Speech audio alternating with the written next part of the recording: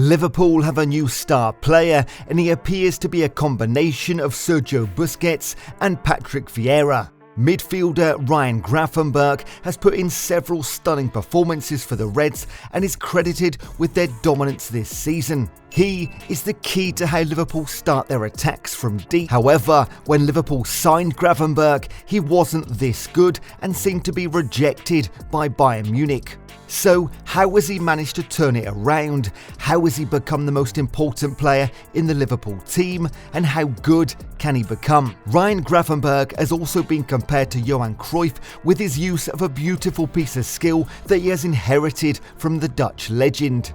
Like Cruyff, he has a flair for the spectacular, which has brought him in comparison with skilled football greats like Zinedine Zidane and JJ Okocha, who also had signature moves. How did Gravenberch come about this move? When Liverpool appointed Arne Slot, he immediately wanted to tweak Liverpool's playing style.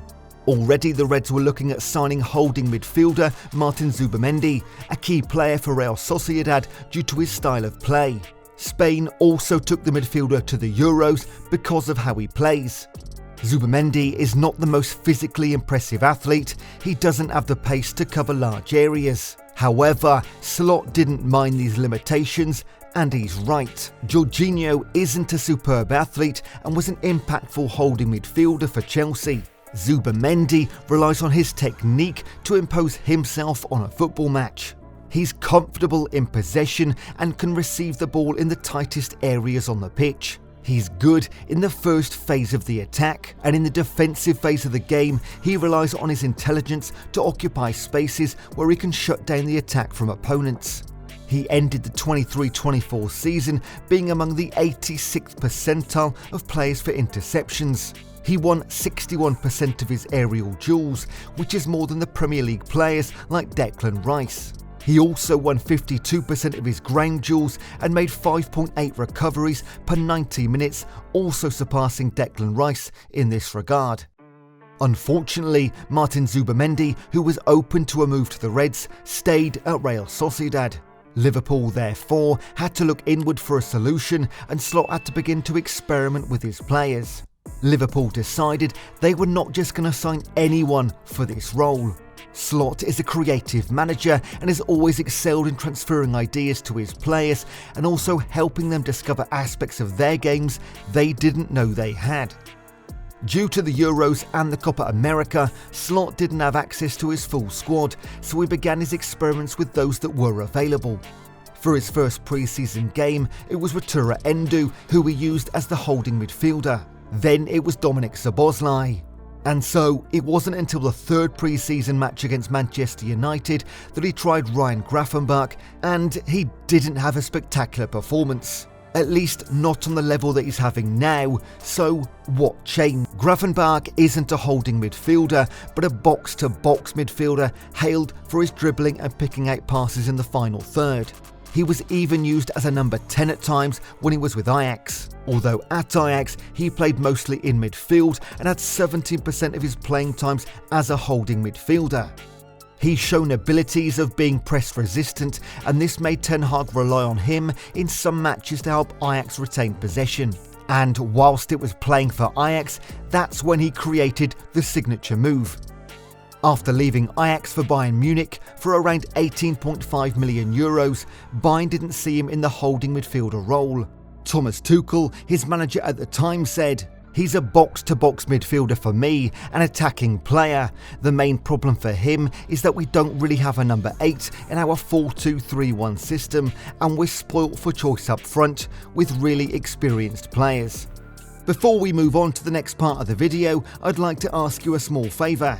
If you like this content, please take a second to like this video and subscribe to the channel. Over 98% of people watch the videos without subscribing. Imagine what we could accomplish if everyone subscribed. It costs nothing to you, but makes a huge difference to us. Thank you so much. Now, back to the video. Gravenberch had to play second fiddle to Joshua Kimmich and Leon Goretzka and couldn't develop. So after a season with Bayern, they shipped him off to Liverpool for a whopping €40 million. With how Grafenbach is playing now, he could have been the solution Tuchel was looking for in the midfield that led to him conflicting with the Bayern board. It wasn't only Tuchel that saw Grafenbach as a box-to-box central midfielder. Jurgen Klopp also saw him as this type of player and even used him as a number 10 at times. Grafenbach wasn't as impressive that season, his confidence was low and he wasn't solid in possession as a central midfielder. Grafenbach's loss of confidence was partly therefore on Klopp. Liverpool were trying out an inverted fullback system at the time. The system made Grafenbach look like a terrible player. It made the balance off in the midfield as Dominik Szoboszlai and Grafenbach bounded forward in attack, leaving space behind. So Grafenbach only played 26 times, starting just 14 of those. Maybe if Slot hadn't been out of options, Grafenbach wouldn't be starring in this position today. The first time Slot saw Grafenbach in that holding midfield role, he saw some potential. In the first match of the season, Grafenbach played alongside Alexis McAllister as the double pivots and he was excellent. At that point, it was too early to call, but it did look like Liverpool had found a solution to their holding midfielder problem. Then came a twist and a turn, or the Grafenbach turn as fans have come to name it. Grafenbach began to stand out for his ability to receive the ball under pressure, turn and spin away from his marker and quickly help Liverpool break. With this, he helps Liverpool dominate possession and also begin attacks. So how does he do this turn? Grafenbach has always had the trick up his sleeve. He used it when he played as a holding midfielder at Ajax. Grafenbach is able to execute this lovely piece of skill because of his incredible balance and the ability to receive the ball in tight spaces. Sometimes he receives the ball to his feet before turning, other times he just lets his body do the work. He did it during Liverpool's opening game of the season against Ipswich Town to help create an overload, and there's that one he did against United, but that was higher up the pitch. We're also pretty sure that Adam Wharton remembers how Grafenbach spun away from him during Liverpool's game against Crystal Palace. Grafenbach completely fooled Wharton at that moment. He pretended he was going to control the ball and bam! Wharton bought the dummy and Liverpool sprung into an attack. So you can see why Grafenbach is important to the team. He helps bring balance. Think about Sergio Busquets at Barcelona, Paul Pogba at Juventus or Patrick Vieira at Arsenal. Without these guys, there's a disconnect between defence and attack and the team suffers.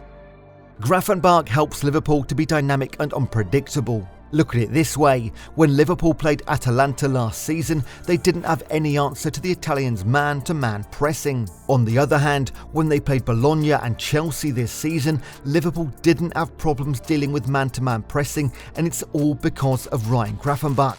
He was able to constantly turn past his man and pass to enable Liverpool to begin attacks.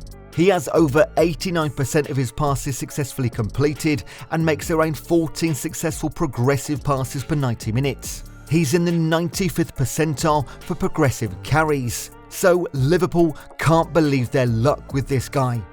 Now, focusing on the turn makes Grafenbach seem limited or effective only when he's in possession. However, he's far from limited and he has good defensive stats to boot. He makes about 3.5 interceptions per game and around 10 ball recoveries each game. He's also won 67% of his challenges, however, he's far from perfect. Against Chelsea at Anfield, Grafenbach was outplayed by Moises Caicedo in some crucial aspects of the game. Liverpool will face even tougher opponents and Grafenbach will be tested. He has all the tools to become even better, and Liverpool need him to be if they are serious about challenging for the title. Will Grafenbach keep up his form?